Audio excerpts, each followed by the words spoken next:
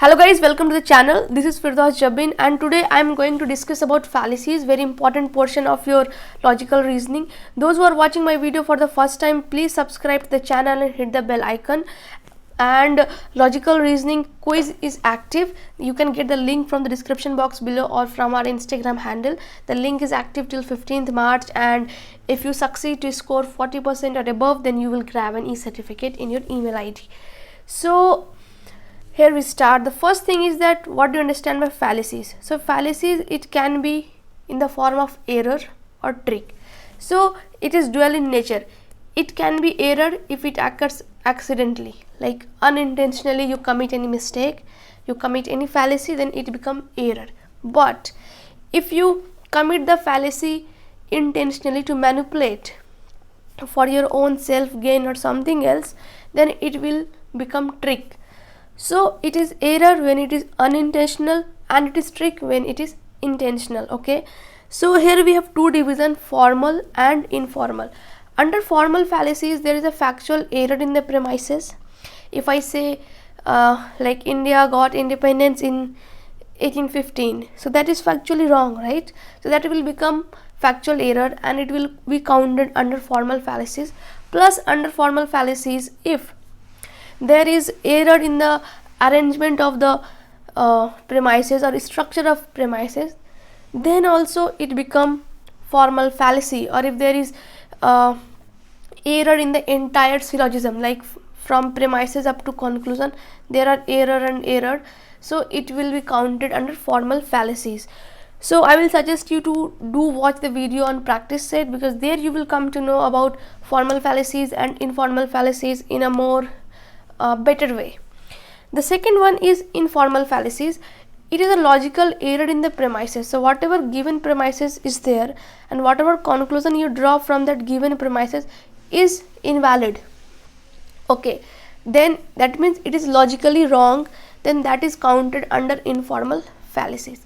So we will look into it in detail.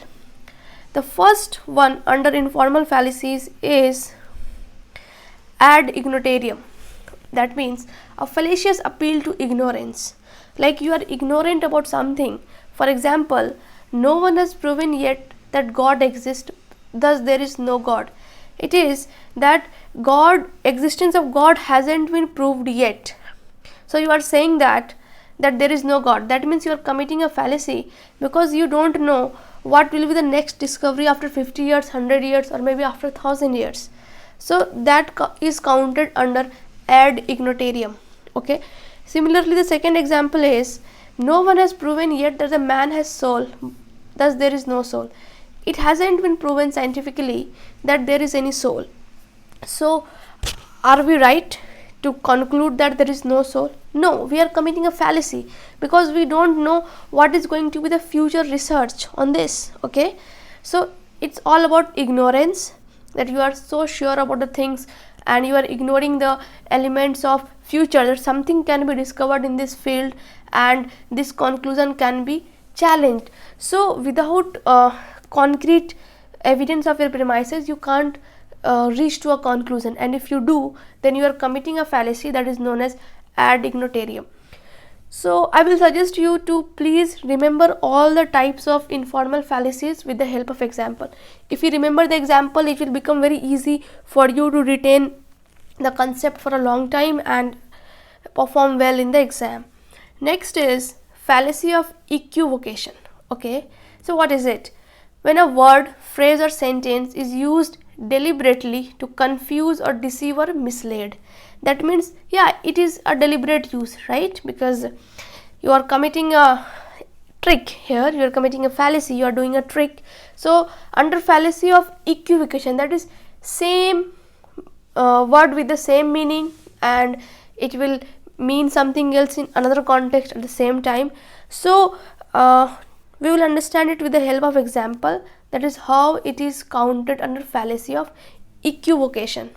Okay, so here is a sentence that Ram said, I love shooting the nature and wildlife. So Ram is saying that he loves shooting, that is clicking photos of the nature and wildlife. Then Shyam replied that he had shot 2 birds last year. So here this man Shyam is committing a fallacy by misleading or deliberately confusing Ram with the word shooting. Here by the word shooting, Ram is referring to clicking of photos, and here Shyam is talking about hunting, right? So the words are same but they have different meaning, and at the end Ram is going to conclude that I will teach you some my skill to shoot. Again the same problem, committing a fallacy. This person is talking about something else and this man is talking about something else, and he is even reaching to a conclusion that I will assist you to learn some skill to shoot. So it is counted under fallacy of equivocation. You can have lots of example under this, like another example, like priest said to a man that have faith in God, it will be good, like your life will be good. So man is thinking that yes, I have faith in my son and he will get the job and our life will become good. So here the difference is with the usage of the word faith. Priest was talking about faith in God, but this man is talking about faith in son, right? So these are two different things and it is counted under fallacy of equivocation. Okay, next we have ad populum or fallacy of bandwagon. So here populum is referring to the whole population or the majority or a big group of people or a group of people. So it is like if everyone is doing, then you will also do without thinking. For example, no one is following the COVID protocol, thus there is no COVID. It's like people are not wearing the mask, they are not very much vigile with the using sanitizer, they are not very much protective. So if everyone is doing that, so you will say that okay, then there is no COVID, but that is wrong. There is COVID, but majority of the people are not following the protocol. That doesn't mean that there is no COVID. So if everyone is doing and you are also copying them, you are also thinking in the same fashions, in the similar way, then you are committing a fallacy that is known as ad populum. Okay, similarly we can see other example, like most of the people do not adhere to the speed limit rule, thus there is no law to follow. Most of the people just overspeed, and does that mean that there is no law? No, there is a law, but most of the people, mostly youngsters, they overspeed. So you will also do the same just by looking at them. Just it's like if everyone is doing, I will also do. So it is counted under ad populum fallacy. Another example, you can see that everyone is going to be an engineer in your colony, so you will be also aspired to be an engineer without even thinking about your interest. Okay, so that is counted under this type of fallacy. Next we have ad workendum. Okay, so it's very simple that we start believing in the appeal to authority or expertise. Authority can be any political person, any charismatic leader, any religious leader, or any elder, your father in your home or your mother in your home. Or expertise means that there is some expert, like these days we have this trend of influencer, right? They try to promote the product, they try to influence us, and we as a consumer start consuming those products. For example, we have lots of advertisement about skincare, hair care. So without even thinking about them, without even doing a research on that product, we just look at Deepika Padukone that she is doing some ad about some cosmetic or anything else, we start following her and we start consuming that product. Okay, so this is counted under ad workendum. Similar goes with any CM, PM or any panchayat or ward commissioner, anyone, or any religious leader, any father, any Maulvi, any Pandit who is appealing you to do something, and you just follow them without even giving a second thought, without even without even looking into it, doing any research, without any logical reasoning, you just do that. Okay, so that is counted under ad workendum. So here we have an example that all the advertisement done by celebrities. Yeah, fine, it's like anyone who is just trying to influence you, anyone who is having the authoritative position or who is an expert on something. Okay, or any advertisement. so it is counted under adverkendium. Next we have the hasty generalization fallacy. Okay, so it is also easy. We will understand it with the help of example, because example is the best thing to learn anything. So here, if two aspirants crack the UPSC exam, so there are two aspirants who have cracked the UPSC exam and they were enrolled in some coaching named ABC. Okay, so then everyone will start generalizing that the coaching is best.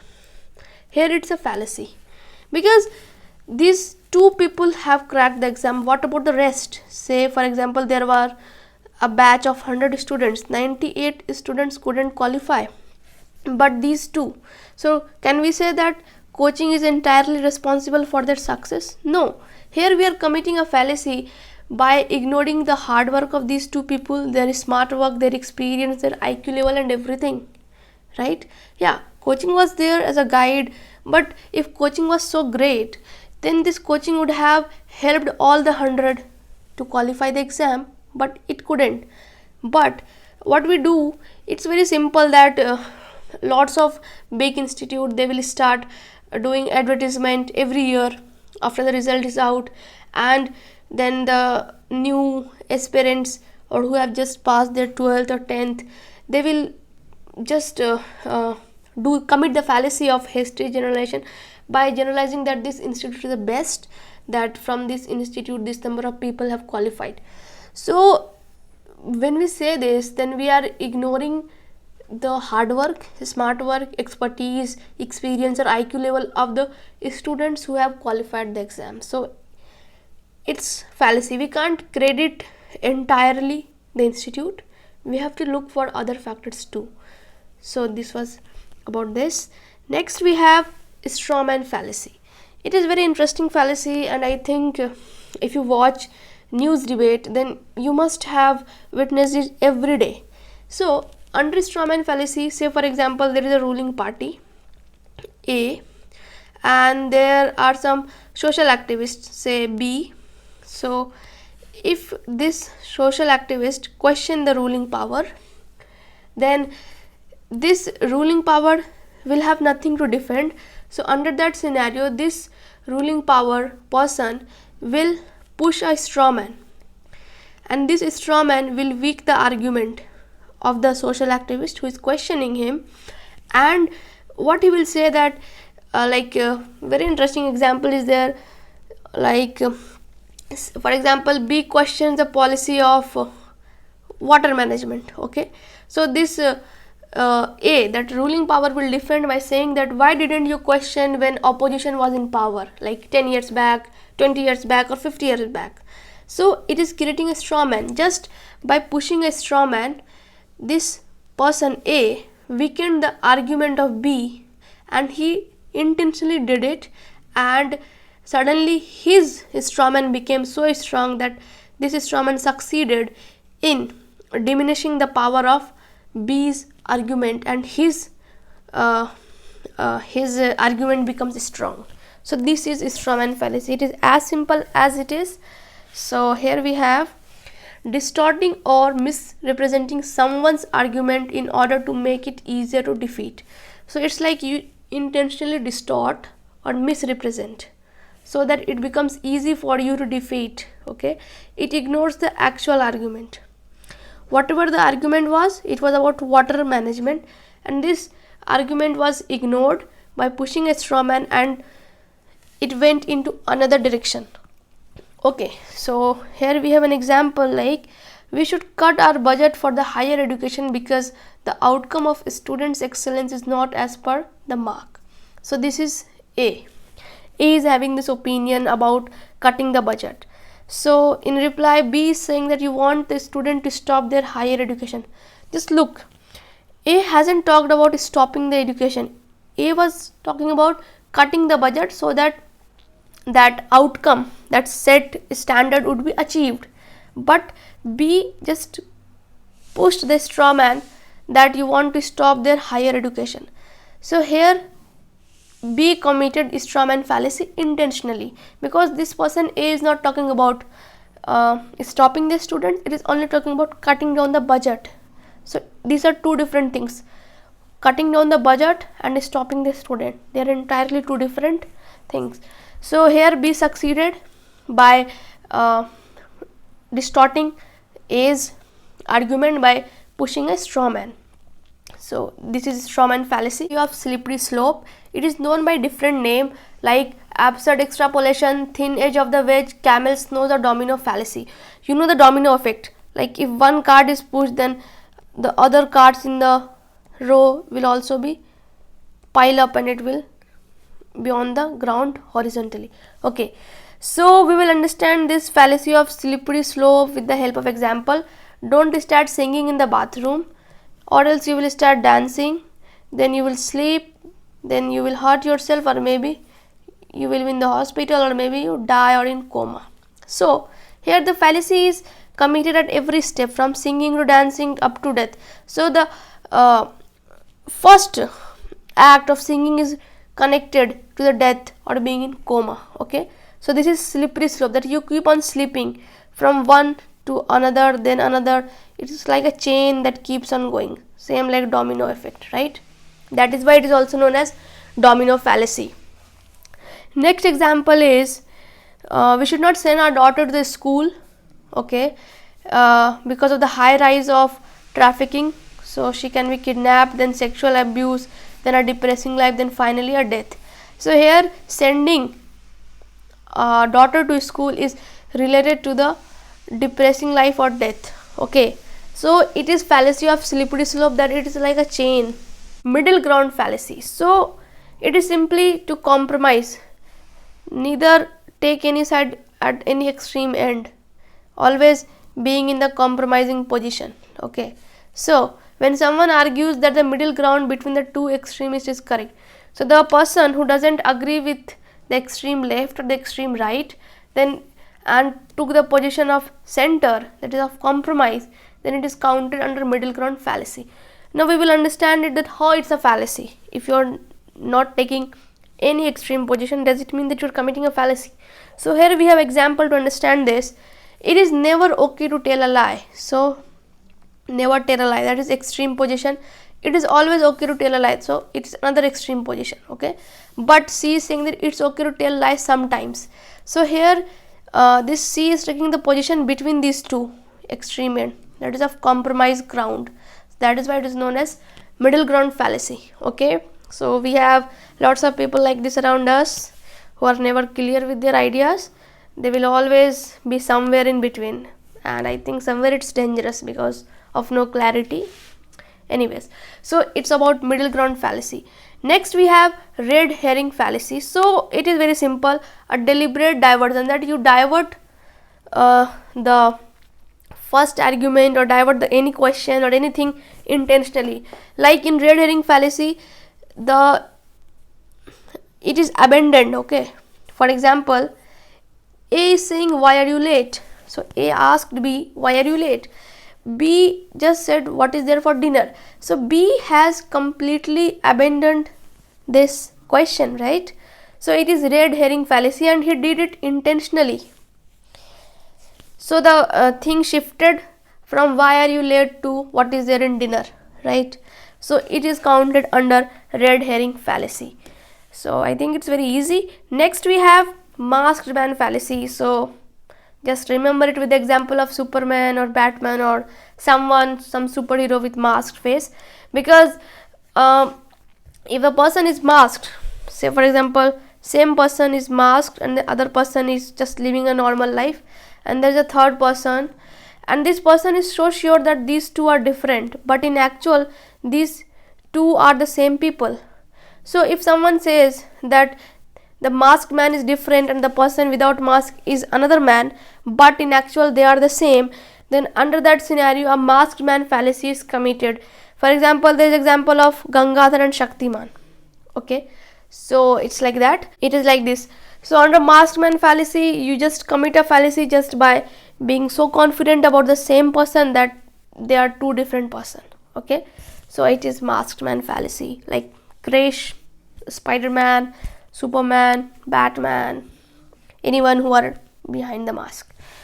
Next we have begging the claim. So it's like repeating the same thing in the conclusion part. For example, he is a good orator because he speaks good. Okay, so here this first part is making the sense, right? This premise is making the sense, but you're repeating again the same thing. It's like you are begging, repeating the same thing, repeating the same claim. He's a good orator, that was enough to make us understand that yeah, he speaks good, that is why he's a good orator. So this because he speaks good wasn't required at all. Okay, so it is counted under begging the claim.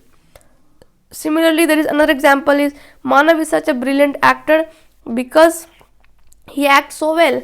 So this sentence was complete in its own way, this premise. There was no need of this extra addition of the same thing in a different way. Okay, so it is counted under begging the claim. Next and the last one is ad hominem, and I think you must have experienced this fallacy, that might be you have also committed the fallacy. It's like rather than criticizing the opinion, you don't attack the opinion, but you attack the person at the personal level, at the level of gender, complexity. Maybe you will attack them at the level of that you are from backward state, like in Delhi there is always a thing like you are Bihari. So it's like you are attacking their identity or their personal attribute, or you will attack them on the basis of gender, age, complexity, linguistic identity, religious identity, so something like that. Okay, but you never touch the opinion, you always attack the identity that that person carries. Okay, that whether that person is Afro-American, black, brown, white, fair, all those bullshits. So it is counted under ad hominem. So example is here, your opinion doesn't matter since you are a moron. So here we are saying that your opinion doesn't matter. Why? Because you are a moron. It is such a lame excuse that if someone is not good enough in something, does that mean that that person is always wrong? Might be that opinion is powerful, very effective, but you never consider that opinion and you just try to attack them at personal level. Similarly, we should think and talk about the water crisis. Okay, so there is a reply, what, you are just 25, so at the age of 25 you can't talk about the water crisis. So it's like you are attacking that person on the basis of the age, or maybe on the basis of gender as well. So this is counted under ad hominem, where you never criticize the opinion, but you attack or criticize the person's personal attributes, that can be anything. So guys, this was for today. If you like this video, then please share it with your friends so that they can also build their concept very well, and please like it and subscribe to my channel, and do participate in the quiz. The quiz link is active and you will access the quiz link from the description box below or from our Instagram handle. Thank you.